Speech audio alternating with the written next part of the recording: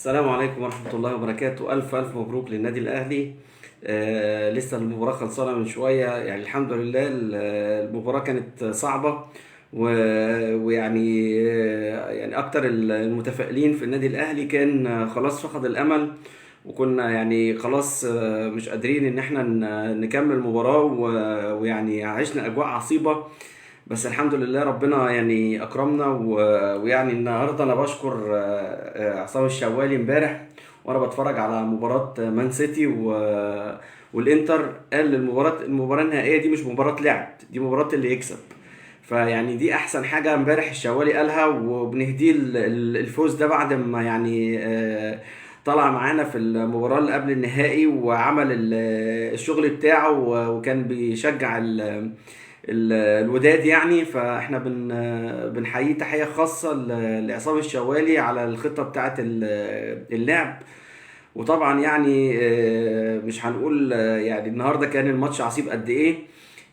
للاسف ان يعني فرقة الاهلي يعني اندرجت وراحت مع فرقة الوداد في تبويظ الاعصاب وفي الخناقات وي وي وي وطبعا يعني الحكم زي ما احنا عارفين ملوش شخصية خالص. العركة تقوم والضرب يشتغل من كل حتة، واخره الانذارات، واللي يشد فيه واللي يعمل فيه. طبعا هتقول لي حسين الشحات شد والكلام اللي بالك فيه ده، طبعا اخواننا الاعداء.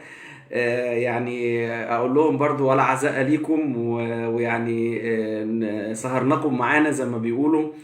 يعني النهارده الصراحة يعني كانت مفاجأة مفاجأة مفاجأة. مارسيل كولر يعني النهارده شافولي الصراحة. يعني الراجل يعني فز، والراجل يعني في أحلك الظروف. يعني أنا شفت النهارده يعني الماتش بتاع الفرقة، يعني الفرقة كده لما كانت مش معاه وكانت بتلعب في كأس العالم للأندية، وبرضه في الماتش بتاع الوداد بتاع السنة اللي فاتت كأن الفرقة ما جاتش برضه نفس الكلام. فرقة الأهلي فعلا كانت النهاردة يعني راحت مع نفس الفكرة برضه ونفس العصبية. وللأسف إن هم يعني كانوا هيفقدوا المباراة بسبب العصبية اللي فوق الزيادة عن اللزوم. بس الراجل الصراحة يعني كولر طلع يعني دماغ. وشفنا يعني محمد عبد المنعم الراجل ده يعني أسطورة في الهيد، ودخل وجاب الجون التعادل. الواحد ما كانش مصدق نفسه، وزي كأننا بنتفرج على مباراة الصفاقسي من حوالي كده 10 15 سنة. كنت لسه بكلم المهندس احمد زميلي النهارده، وكنت بتكلم معاه بقول له فاكر لما كنا قاعدين بنتفرج مع حد زميلنا زملكاوي، و... وطول المباراة احنا يعني قاعدين على اعصابنا، وهو قاعد خلاص حاطط في بطنه بطيخة صيفي ان خلاص احنا طلعنا. ويجي ابو تريكة في الدقيقة الأخيرة من المباراة يجيب الجون بتاع التأهل. فيعني الحمد لله النهارده يعني برضو المباراة كانت عصيبة، بس الحمد لله الاهلي قدر ينجح ويفوز بدوري الابطال للمره ال11 في تاريخه. الف مبروك للنادي الاهلي، والف مبروك لجماهيره. الجماهير الصراحه يا جماعه اكتر ناس النهارده كنت يعني قلقان عليهم، وكنت يعني هزعل عليهم جدا. زاحفين ورا الفرقه في كل مكان، وزاحفين ورا اللعيبه في كل مكان. كابتن محمود الخطيب اللي يعني شفناه في في كذا مكان بيدعي وبيرفع ايديه ان هو يدعي يقول يا رب. الراجل ده تعب برضو، نرفع له القبعه. كلام كابتن حسام غالي. بس يعني يعني كان في علامات استفهام على كذا لعيب، بس الحمد لله يعني مش هنتكلم في اللعيبه دلوقتي. احنا يعني خلينا زي ما كان بيقول الشوالي في المباراه بتاعت امبارح والمان سيتي والانتر. المهم اللي يفوز، مش المهم الاداء خالص. الاداء ما ملوش علاقه. انا يعني جبت جون فزت بيه.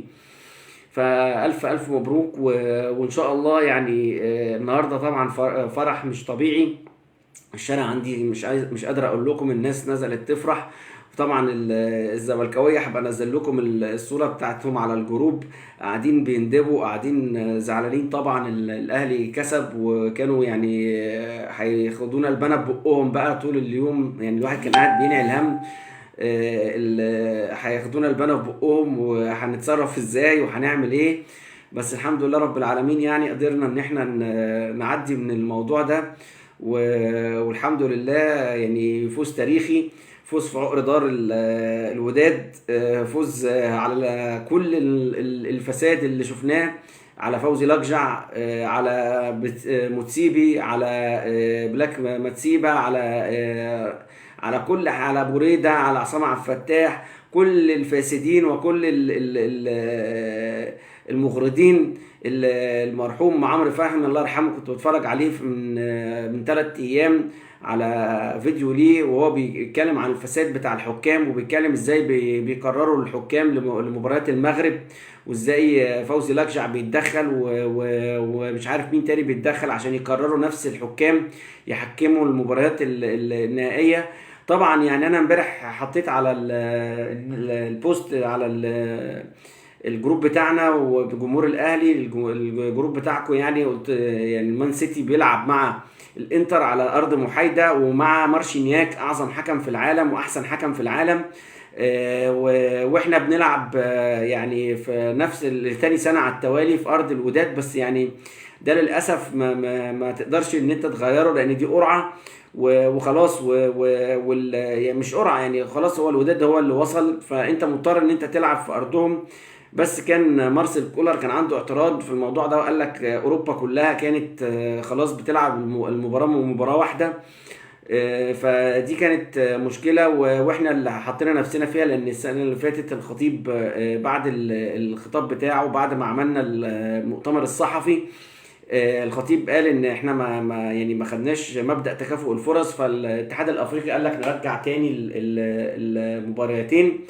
الحمد لله يعني ان احنا برضو يعني اهو بنأكد على فوزنا، وبنأكد على جدارتنا بدوري ابطال افريقيا للمره ال11، ويعني وقفنا قصاد الفساد. وزي ما قلت لحضراتكم يعني الاتحاد حتى الاوروبي، قعدت ادور كده رئيس الاتحاد الاوروبي مين، لقيت واحد سلوفيني هو رئيس الاتحاد الاوروبي، ولا هو جنوب افريقي ليه فرقه بتلعب، ولا هو مغربي نائب رئيس الاتحاد مغربي ليه فرقه بتلعب.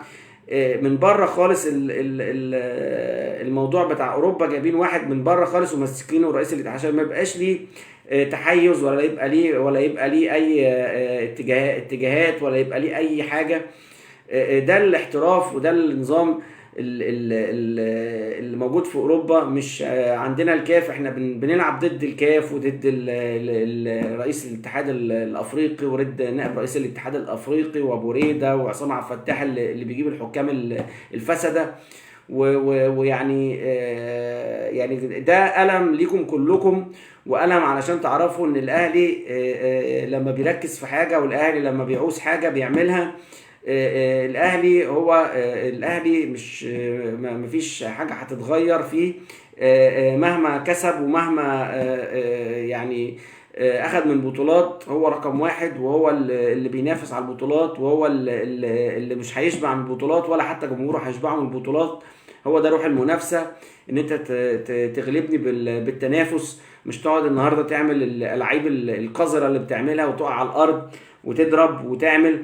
طبعا شفنا النهارده ونجم، وشفنا النهارده حميد حداد، يعني الاثنين اللي كانوا حميد حداد بالذات منتهى قله الادب، وكان هنا بيعمل اشارات للجمهور، ونازل المدرب منزله علشان يعمل حاجه، لا هو نازل يشاغب، ونازل يضرب في اللعيبه، ونازل يقرف يشتم في محمد هاني كده. بس يعني اللي عجبني النهارده برضو، بغض النظر عن اعصاب اللعيبه ان هي فلتت، ان لعيبه الاهلي صمدت ويعني ما وقفتش وقعدت تتخانق. اخدنا انذارات طبعا بعدد شعر راسنا، وطبعا الحكم اداهم فاولات بعدد شعر راسنا برضو من كل الاماكن. طبعا الجون بتاعهم جه من فاول زي كده، وطبعا الفاولات اللي عندنا بتاعتنا مش محسوبه، وطبعا الكور اللي بتطلع بره ضربات مرمى، كورنرات لينا تتحسب ضربات مرمى، والكور اللي تطلع من عندهم في صالحهم ضربات مرمى لينا تطلع كورنر عن ليهم. فيعني شربنا من الحاجات دي كتيره النهارده من الحكم ابو شخصيه ضعيفه ده، بلاك تسيما ده، ولا بلاك مش عارف اسمه ايه. فيعني يعني النهارده ضربه موجعه للكاف عموما، علشان يعرفوا الاهلي، ويعرفوا ان هم يعني يعرفوا حجمهم، ويعرفوا ان الاهلي مش سهل، ويعرفوا ان الاهلي لما بيعوز يحط حاجه في دماغه بيحطها. وهرجع تاني وهبارك لاول حاجه الجمهور واللعيبه. كنتم رجاله، بس يعني تهدوا شويه وتركزوا، ما تخلوش العصبيه والضغط يخليكم ترتكبوا اخطاء. انتوا لعيبه كبيره، انتوا لعيبه النادي الاهلي. مبروك لمجلس الاداره، لحسام غالي، للراجل رئيس البعثه اللي دخل وقال لهم العبوا بارتياح واعملوا، وخلوا الراجل اداهم كل خبرته. مبروك لكابتن بيبو، اعظم رئيس نادي جه في النادي الاهلي. مبروك لكولر، اعظم مدرب جه للنادي الاهلي. الصراحه الراجل ده فكره عالمي، وراجل يعني محنك في احلك الظروف. وانت قاعد ما يعني خلاص يعني خلاص، يعني كلنا كنا قاعدين. انا كنت قاعد ساكت مش زعلان الصراحه، لان يعني الاهلي كان في وضعيه مش صح. ما شفتش ليه لعبه كويسه، ما شفتش ليه حاجه كويسه.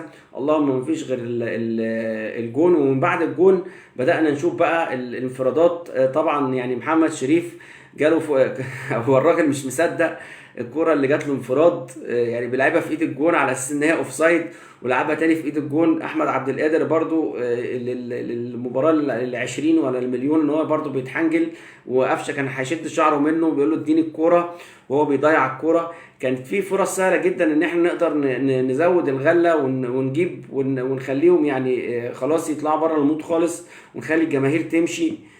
طبعا الجماهير النهارده يعني عملت اللي ما يعمل. صفير وشماريخ ودخان وكل اللي قلبك يحبه كان موجود النهارده في الملعب. فيعني كتر خير الفرقه، وكتر خير الجهاز الفني، وكتر خير مجلس الاداره ان هم استحملوا كل الضغوطات دي. الف الف مبروك للنادي الاهلي وجماهيره وكل محبيه. وان شاء الله هنتقابل مع حضراتكم تاني، وعلى طول الاهلي مفرحنا. عشان ما اطولش على حضراتكم، الوقت اتاخر. والسلام عليكم ورحمه الله وبركاته. الف مبروك.